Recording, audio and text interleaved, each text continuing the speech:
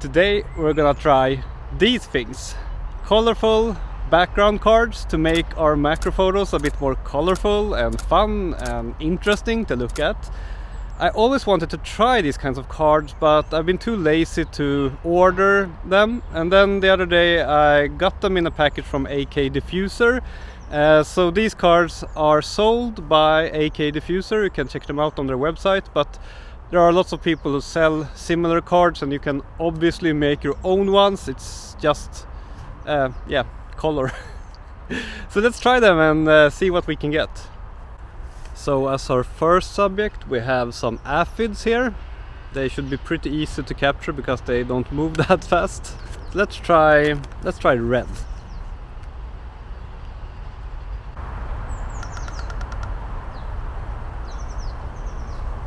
So this hoverfly kind of accidentally landed on my card. Could also be a cool picture, I guess.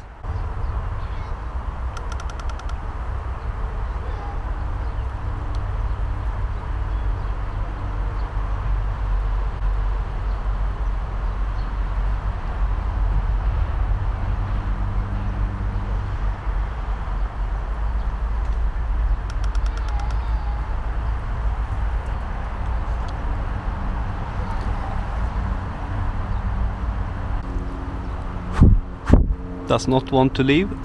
Okay, you can sit there for a while.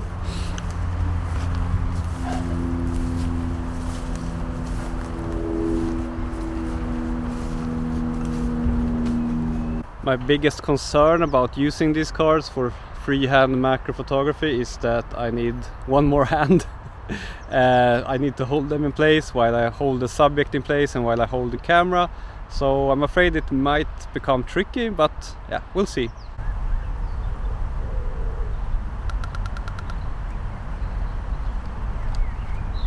Yeah, it definitely adds a level of trickiness to taking macro photos when you have to hold this behind the subject. But I'm practicing, and in some situations it works fine, and in some situations it is a problem.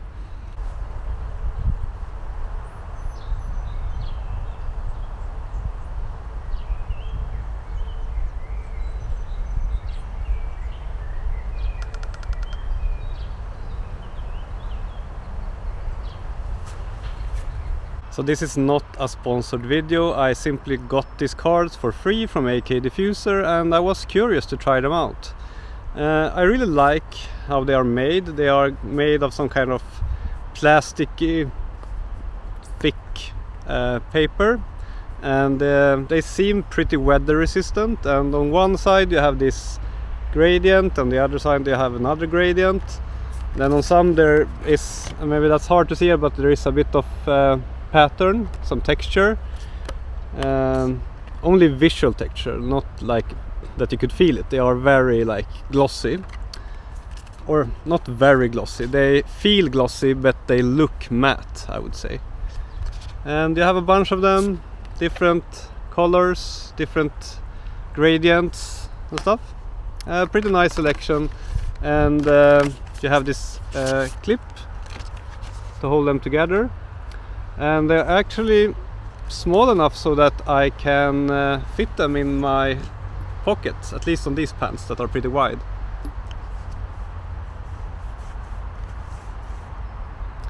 So that's pretty nice.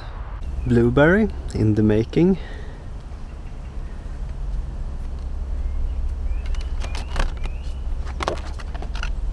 Let's try this blue.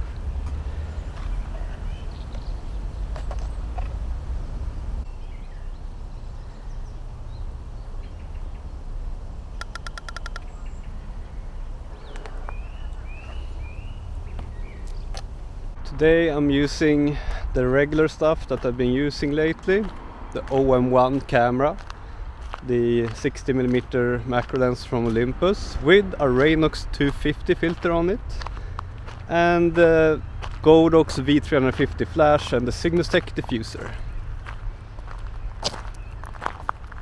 Really happy with these things combined, really great macro setup. A lot of people ask me if I prefer Sony or Olympus these days, and honestly I haven't really made up my mind. They both have their strengths and weaknesses. I love both of them. Both are great options for macro photography, but I feel like I need to use this system a few more weeks before I can really make up my mind whether I prefer it over Sony or not. An area like this that is at the intersection of a forest and a field, and also at the intersection of sunlight and shade, usually is a great spot for macro photography. For some reason, insects tend to like these kinds of places. At least that is my experience. So I'm gonna go look a bit here.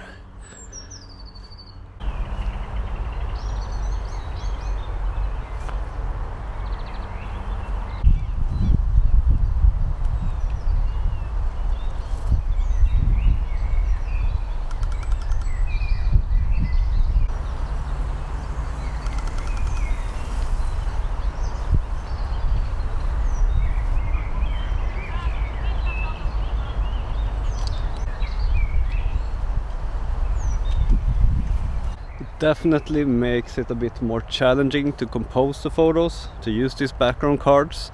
So I wouldn't recommend this to a beginner in macro photography. I think you should definitely spend at least a couple of years focusing on the basics, becoming good at focusing, at composition, and at getting the right settings and so on. And then when you feel comfortable with all that, then I think you can pick up these cards and add them to make your photos more interesting.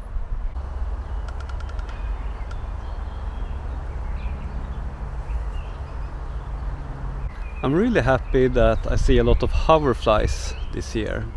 For 3 years I've barely seen any hoverflies at all, and they used to be very common here, but they have just been gone for 3 years, and it's been so strange. And this year finally it's lots of them everywhere all of a sudden. Have you also noticed this, that some insects seem to like come and go? Some years there are a lot of them and some years there are very few of them. Do you know why this is? It would be interesting to know more about this. What I love about this is that I can find contrasting colors. If the subject is bright green, a good contrasting color could be red, for example. Then you get an interesting dynamic and a nice harmony in the photo, which is really hard to get often with just natural backgrounds. In macro photography you tend to typically have either a black background because you're using a flash, or some kind of green.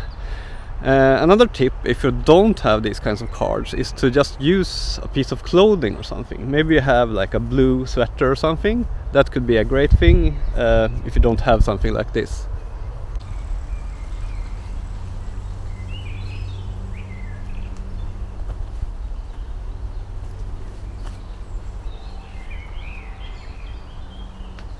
I think the optimal distance behind the subject to hold these cards is probably around 10 centimeters. If you hold them too close, you kind of see too much of the structure in the cards and it's not as pretty. And you definitely do not want to be so close that the subject casts a shadow on the cards. That does not look good. I found that around 10 centimeters at macro distances is perfect. So I feel really happy so far with these cards. I think they are a great product. They are not too expensive either. Don't remember the exact price, but I will put it here, and I think it's very reasonable. You can of course buy them in lots of places. Try googling macro photography background cards and you will probably find a lot of them. But I really like these from AK Diffuser. Haven't though looked at the images that closely yet, so maybe we should ask Indoors Micael if he has any comments about the look of the photos. Thank you, Outdoors Micael. Well, I happen to live in the future, as you might know, so I've had the chance to look at all the photos that Outdoors Micael took on this photo walk, and I really love them. I love the aesthetic, I love the bright, wonderful colors. To me, they are beautiful.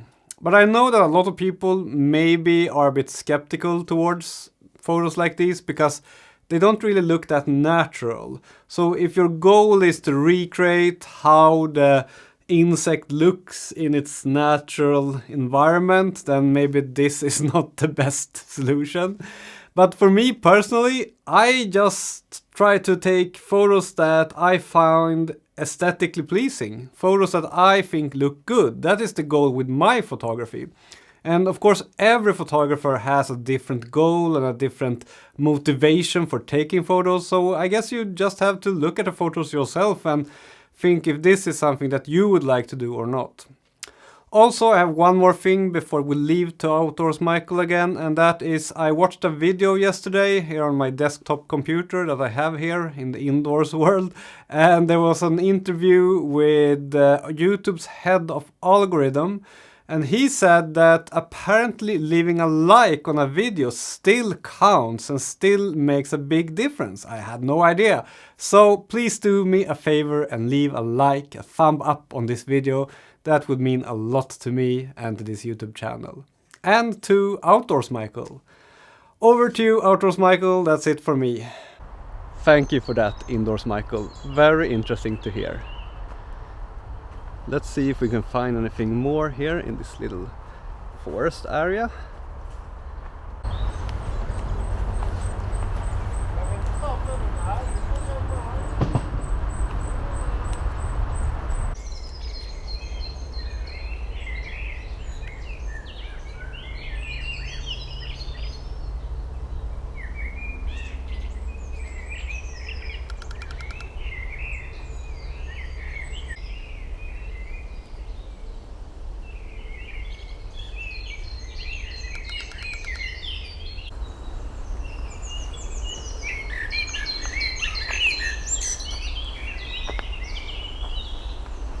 So nice to hear all these sounds from the birds. It's been so long since we had spring and summer.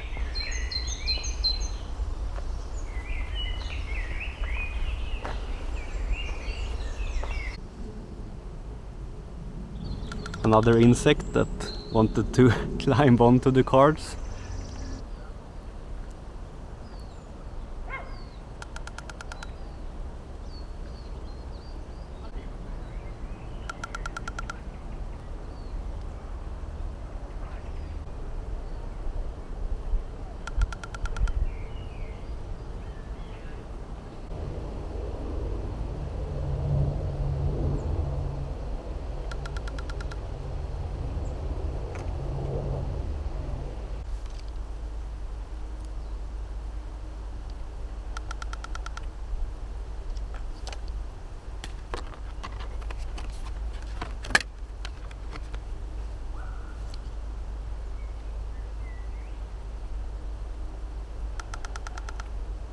Tiny little weevil.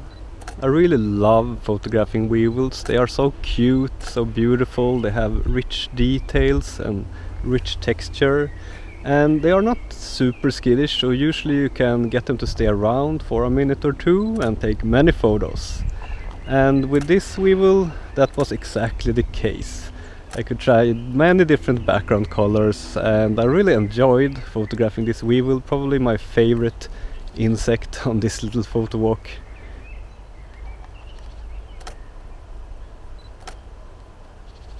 A nice thing with a card like this one, which has many different colors that go into each other, is that I can simply try different colors as I shoot by just moving the card a bit, and then I can easily try blue, red, green, purple in just a few seconds and see what color works best with the subject that I'm working with.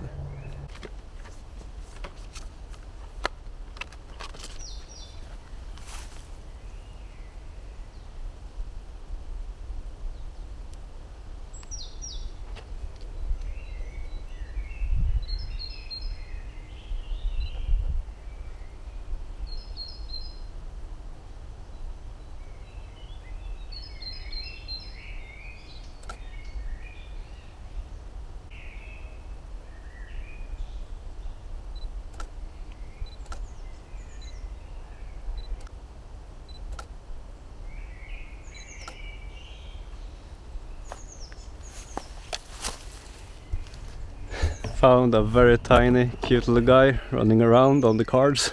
And of course no photo walk around my neighborhood is complete without the ant tree. So let's see what we can get here.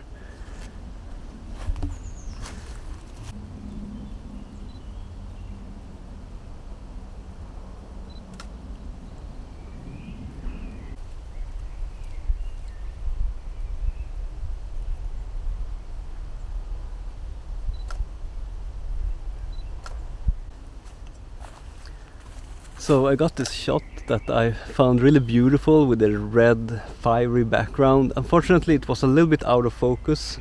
Tried to recreate it. It's really hard with these fast running ants and at high magnifications. But then in the end I found a dead ant that had kind of an interesting pose, so I tried to recreate it with that one and it kind of worked out.